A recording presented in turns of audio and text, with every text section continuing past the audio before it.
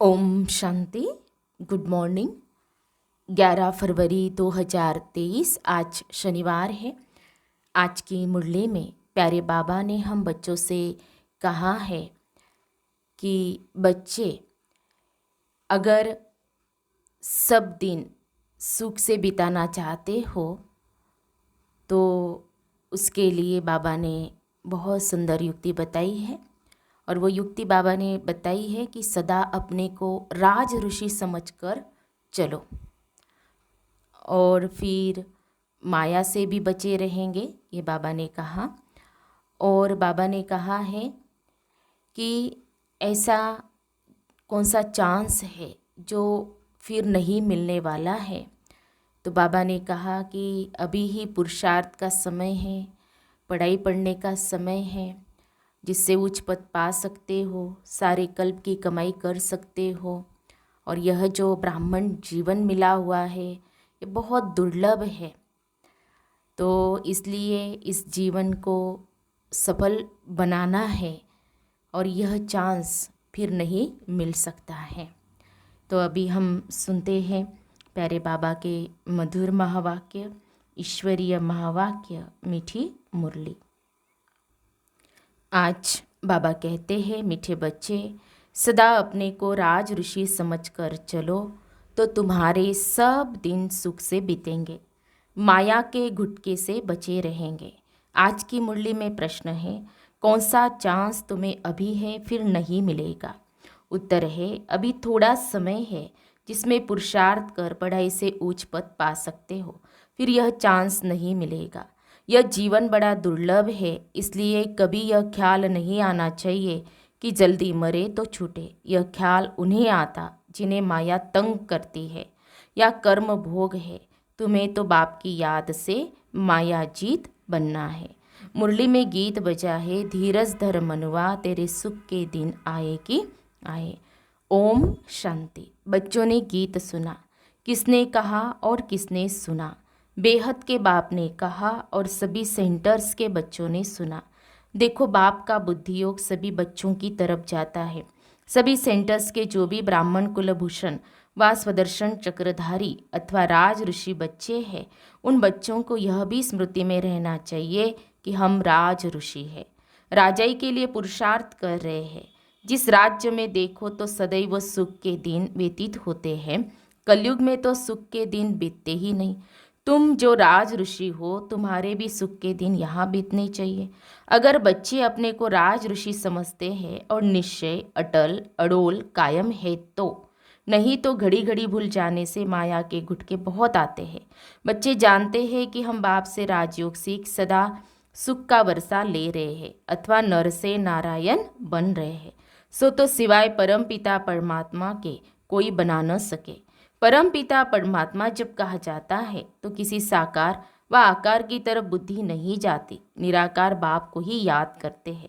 बाप धीरज देते, बच्चे बाकी थोड़े रोज है, यह कलयुग नर्क बदल स्वर्ग होगा। हेविन की स्थापना, हेल का विनाश तो गाया हुआ है। भगवान स्वयं बैठ राजयोग सिखाते हैं। कोई भी मनुष्य चाहे हेल का चाहे हेविन का हो, राजयोग सिखला न सके। बच्चे जानते हैं हम ब्रह्मा मुख वंशावली ब्राह्मण कुलभूषण ही स्वदर्शन चक्रधारी है। हम आत्माओं को सृष्टि चक्र की नॉलेज है, देवताएं यह नहीं जानते। स्वदर्शन चक्र श्री कृष्ण को व विष्णु को क्यों दिया है? क्योंकि तुम ब्राह्मण अभी संपूर्ण नहीं बने हो, नीचे ऊपर होते रहते हो। यह स्वदर्शन चक्र निशानी है फाइनल की। आज तुम स्वदर्शन चक्र फिराते हो, कल माया से हार खाकर गिर पड़ते हो तो तुमको अलंकार कैसे दे सकते? स्वदर्शन चक्र तो स्थायी चाहिए, इसलिए विष्णु को दिखाते हैं। ये बहुत गुह्य बातें हैं। जहाँ भी विष्णु का मंदिर हो व कोई भी स्वदर्शन चक्रधारी का मंदिर हो, वहाँ जाकर तुम समझा सकते हो। श्री कृष्ण को भी स्वदर्शन चक्र देते हैं, राधे कृष्ण युगल के चित्र में स्वदर्शन चक्र नहीं देते हैं। स्वदर्शन चक्रधारी तो तुम ब्राह्मण कुलभूषण हो, जिनको परम पिता परमात्मा स्वदर्शन चक्रधारी अथवा त्रिकालदर्शी बनाते हैं। वही जब देवता बनते हैं तो उन्हों को त्रिनेत्री त्रिकालदर्शी त्रिलोकी नाथ नहीं कह सकते, क्योंकि अभी तो हम स्वर्ग की सीढ़ी ऊपर चढ़ते हैं। सत्युग से तो सीढ़ी नीचे उतरनी होती है, वहाँ यह ज्ञान होता नहीं। वहाँ यह मालूम होता तो तुम राजाई कर न सको, यही चिंता लग जाए। तो अब बाप बच्चों को धीरज देते हैं कि घबराओ मत, माया पर जीत पानी है। माया के तूफान आएंगे जरूर, विघ्न पड़ेंगे, इसका इलाज है योग में रहो। माया योग भी तोड़ेगी, परंतु पुरुषार्थ कर योग में रहना है।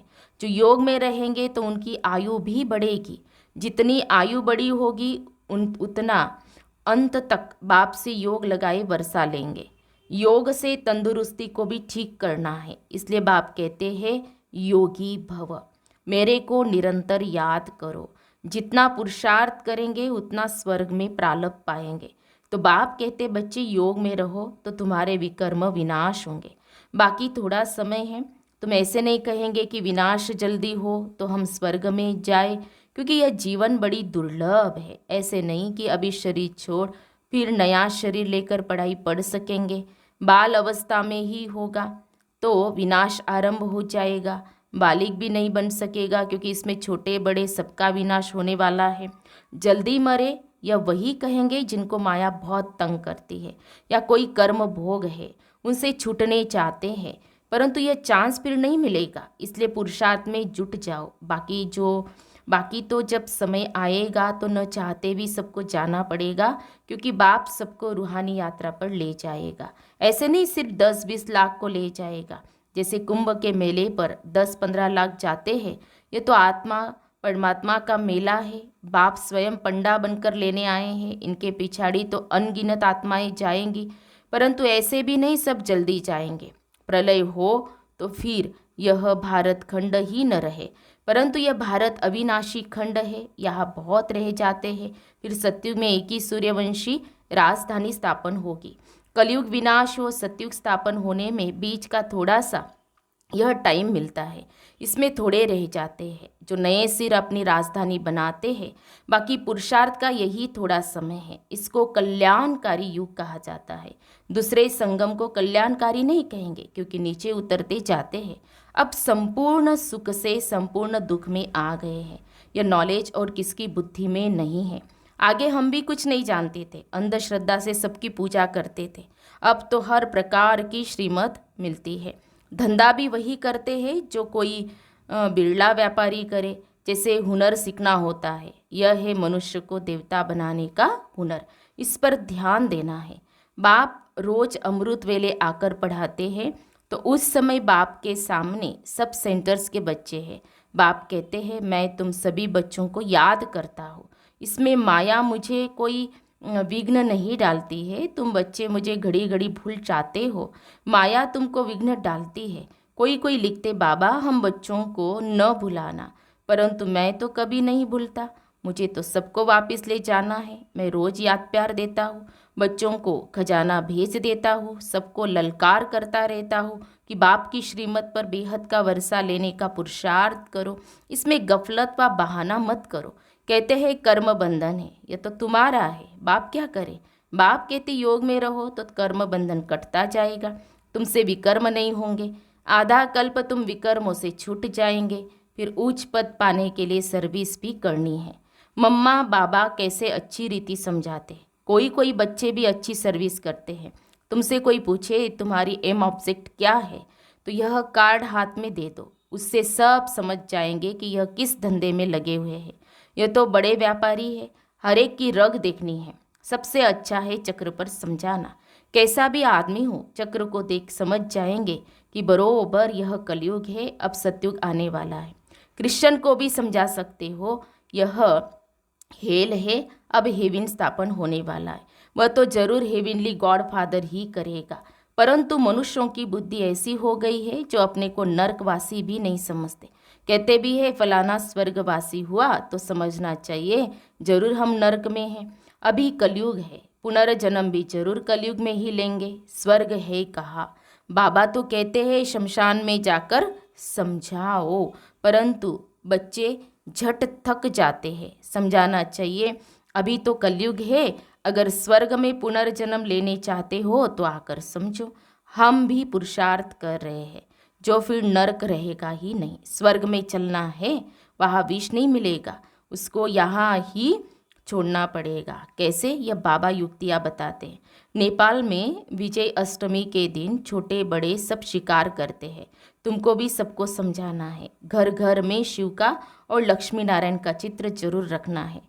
नौकरों को, मिस्त्रियों को भी समझाना है कि मौत सामने खड़ा है। बाप को याद करो तो वर्षा मिल जाएगा।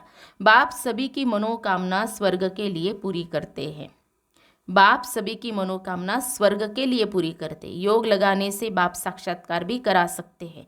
बाप है ही कल्याणकारी, तो बच्चों को भी ऐसा कल्याणकारी बनना है। गरीब ही अपना कल्याण करते हैं, साहूकार मुश्किल ही करते। सन्यासी भी जो नामी ग्रामी हैं वह अंत में आएंगे। अब बहुत करके गरीब साधारण ही ज्ञान लेते। बाप भी साधारण तन में आता है, गरीब में नहीं। अगर यह भी गरीब होता तो कुछ नहीं कर सकता। गरीब इतनों की संभाल कैसे करते? तो युक्ति देखो कैसी रखी है। साधारण ही हो, जो बलि भी चढ़े और इतने सबकी परवरिश भी होती रहे। इनके साथ साथ और भी बहुत बलि चढ़ कर वारिस बन गए। अच्छा, मीठे मीठे सिकी लदे बच्चों प्रति माता पिता बाप दादा का याद प्यार और गुड मॉर्निंग। रूहानी बाप की रूहानी बच्चों को नमस्ते। हम रूहानी बच्चों की रूहानी बाप दादा को याद प्यार और नमस्ते नमस्ते। ओम शांति, ओम शांति, ओम शांति। गुड मॉर्निंग बाबा, शुक्रिया बाबा, थैंक्स बाबा, पद्मा पदम, शुक्रिया बाबा आपका। धारणा के लिए मुख्य सार। आज की मुरली का सार 2 पॉइंट में। पहले पॉइंट, बाप ने जो मनुष्य को देवता बनाने का हुनर सिखाया है उसमें ही लगना है। श्रीमत पर चलने में गफलत व बहाना नहीं करना है। कर्म बंधनों से छूटने के लिए याद में रहना है। प्यारे बाबा का वरदान है, श्रेष्ठ कर्मधारी बन, ऊंची तकदीर बनाने वाले पद्मा पदम भाग्यशाली भव। श्रेष्ठ कर्मधारी बन, ऊंची तकदीर बनाने वाले पद्मा पदम भाग्यशाली भव। जिसके जितने श्रेष्ठ कर्म हैं उसकी तकदीर की लकीर उतनी लंबी और स्पष्ट है। तकदीर बनाने का साधन ही है श्रेष्ठ कर्म। तो श्रेष्ठ कर्मधारी बनो और पद्मा पदम भाग्यशाली की तकदीर प्राप्त करो। लेकिन श्रेष्ठ कर्म का आधार है श्रेष्ठ स्मृति। श्रेष्ठ ते श्रेष्ठ बाप की स्मृति में रहने से ही श्रेष्ठ कर्म होंगे। इसलिए जितना चाहो उतना लंबी भाग्य की लकीर खींच लो। इस एक जन्म में अनेक जन्मों की तकदीर बन सकती है। स्लोगन है, अपने संतुष्टता की पर्सनालिटी द्वारा अनेकों को संतुष्ट करना ही संतुष्ट मनी बनना है। फिर है मातेश्वरी जी के अनमोल महावाक्य, यह जो मनुष्य गीत गाते हैं ओ गीता के भगवान, अपना वचन निभाने आ जाओ। अब वो स्वयं गीता का भगवान अपना कल्प पहले वाला वचन पालन करने के लिए आया है और कहते हैं, हे बच्चे, जब भारत पर अति धर्मग्लानि होती है तब मैं इसी समय अपना अंजाम अर्थात वायदा पालन करने के लिए, वायदा निभाने के लिए अवश्य आता हूँ। अब मेरे आने का यह मतलब नहीं कि मैं कोई युगे युगे आता हूँ। सभी युगों में तो कोई धर्मग्लानि नहीं होती, धर्मग्लानि होती ही है कलयुग में। तो मानो परमात्मा कलयुग के समय आता है और कलयुग फिर कल्प कल्प आता है। तो मानो मैं कल्प कल्प आता हूँ। कल्प में फिर 4 युग है, इसको ही कल्प कहते हैं। आधा कल्प सतयुग त्रेता में सतोगुण सतो प्रधान है, वहाँ परमात्मा के आने की कोई ज़रूरत नहीं। और फिर तीसरा द्वापर युग से तो फिर दूसरे धर्मों की शुरुआत है। उस समय भी अति धर्मग्लानि नहीं है। इससे सिद्ध है कि परमात्मा तीनों युगों में तो आता ही नहीं है। बाकी रहा कलयुग, उसके अंत में अति धर्मग्लानि होती है। उसी समय परमात्मा आए, अधर्म विनाश कर सत धर्म की स्थापना करता है। अगर द्वापर में आया हुआ होता तो फिर द्वापर के बाद तो अब सतयुग होना चाहिए, फिर कलयुग क्यों? ऐसे तो नहीं कहेंगे परमात्मा ने घोर कलयुग की स्थापना की। अब यह तो बात नहीं हो सकती। इसलिए परमात्मा कहते हैं, मैं एक हूँ और एक ही बार आकर अधर्म का, कलयुग का विनाश कर सतयुग की स्थापना करता हूँ। तो मेरे आने का समय संगम युग है। मनुष्य आत्माओं की किस्मत बनाने वाला और किस्मत बिगाड़ने वाला कौन है? हम ऐसे नहीं कहेंगे कि किस्मत बनाने वाला बिगाड़ने वाला वही परमात्मा है। बाकी यह जरूर है कि किस्मत को बनाने वाला परमात्मा है और किस्मत को बिगाड़ने वाला खुद मनुष्य है। अब यह किस्मत बने कैसे और फिर गिरे कैसे, इस पर समझाया जाता है।